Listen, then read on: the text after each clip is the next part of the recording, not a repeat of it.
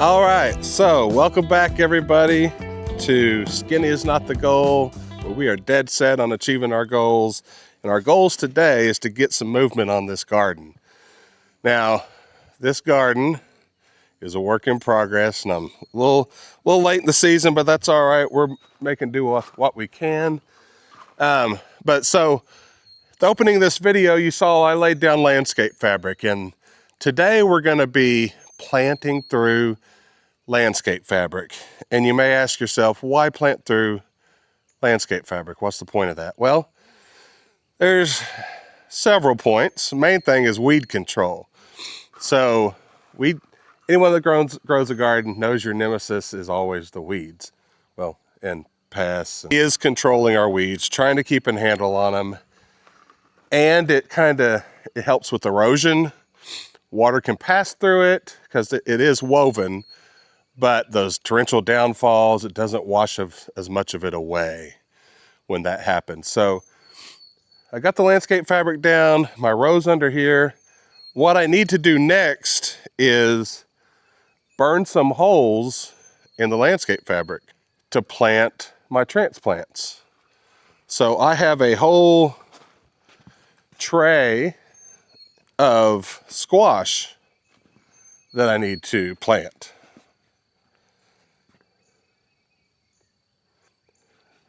We're not going to get all of them in this row, but we need to get some of them.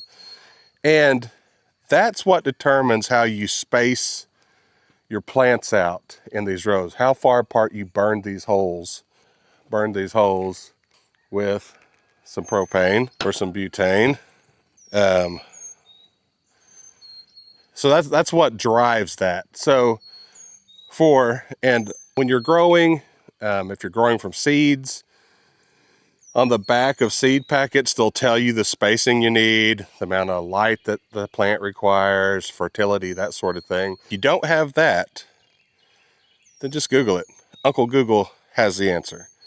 So I'm planting some crookneck squash, which requires some pretty big spacing. So I believe it's like 18 to 34 inches because they get kind of big. So what I'm going to do is, you'll see on this landscape fabric, let me show you a shot of it. Do you see those lines that run down the middle of it?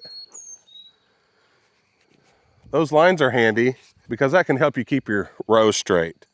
So since I'm planting squash in here, and they're going to be pretty big, I'm going to go straight down that middle line to burn my holes in.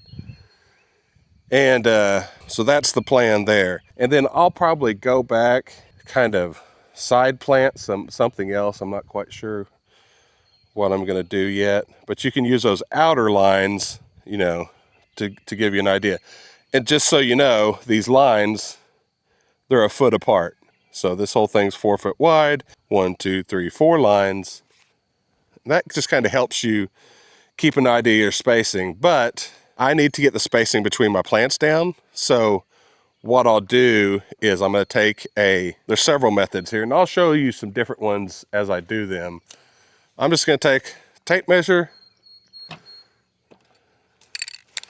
spray paint, and I'm going to go down that middle row, and I'm going to space out where I'm going to plant. Spray those with spray paint, come back, and burn them in. So let's do that real quick.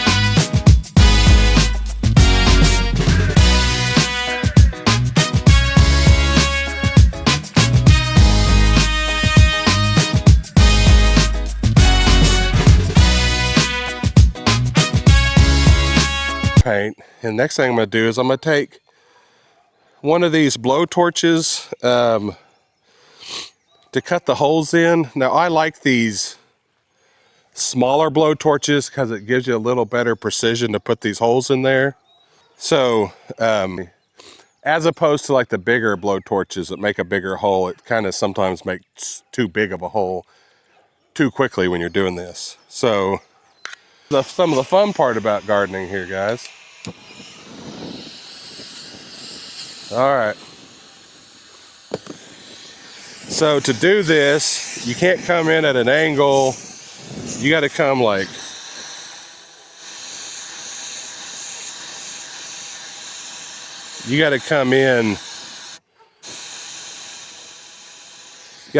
straight up and down on this. So whoop. See how that burned that hole, and we just go straight down in it. You'll see shit tighten up.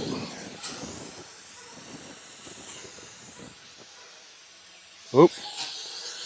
Knocked out the flame.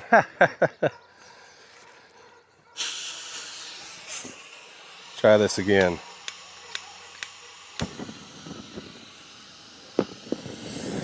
All right. Don't bury it in there like I just did that time. Here's our hole.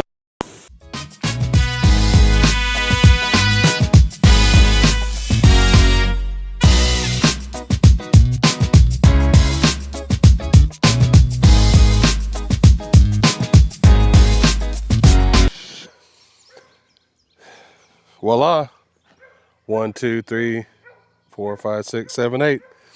I'm only gonna be able to get 8 plants in here, but hey, there you have it.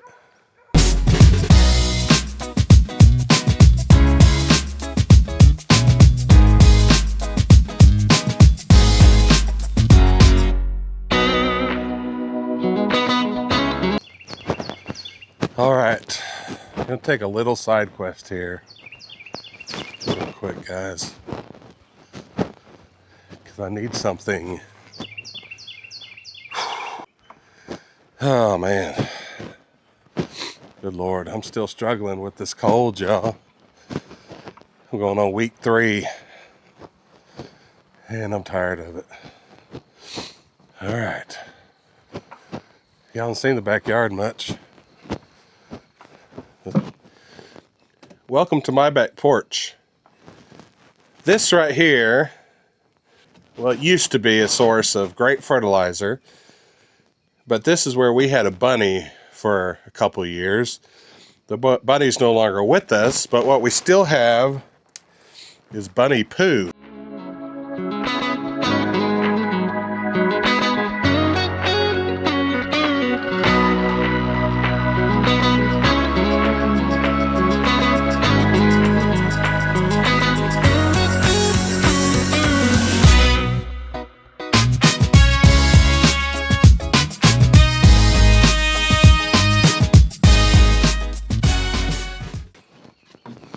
I think that gets us there for our purposes. Our porpoises.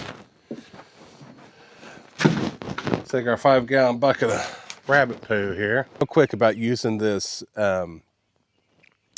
rabbit manure in the garden. So it's like prized amongst gardeners, and the reason is that it's what's called a cold manure. And what that means is that you can take that manure and directly put it in the hole of the plant that you're transplanting, and just put your transplant in there, pack it in, and you're good. And that's because it's a cold manure. You can't do that with hot manures like chicken poop or cow poop, because the nitrogen is so hot in there. It's so concentrated. That nitrogen's so concentrated that it will burn, burn the roots of your transplants when you put them in there. It'll just kill them. So that's why it's pretty cool.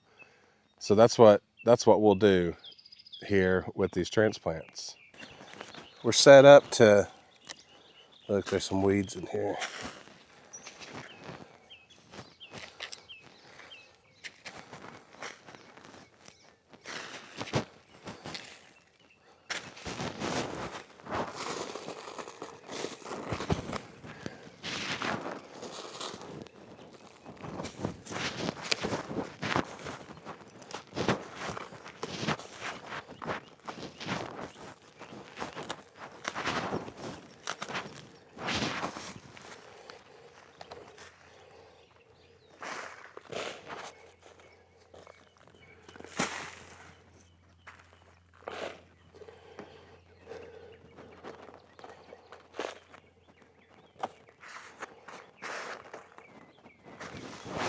All right, guys, so I got my hole created here, and I'm just gonna take this rabbit poop, throw it directly in the hole, stir it around a little bit, take my transplant, look at them roots, baby, squeeze this guy in here.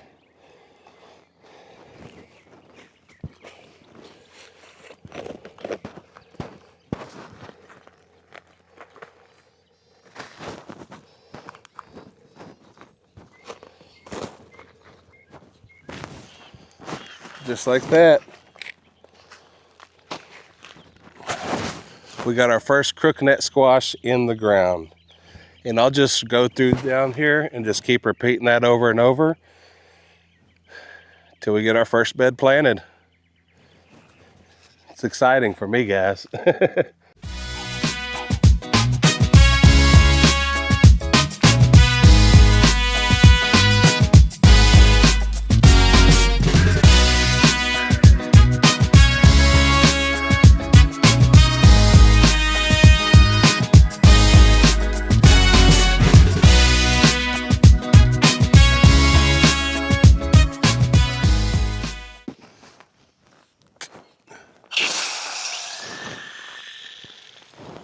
All right, guys, so just like anything we transplant, you get it transplanted, you want to water it in good.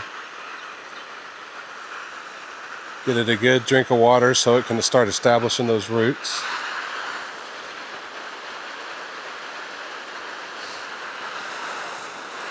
We'll let our little rabbit manure, our secret weapon, go to work here.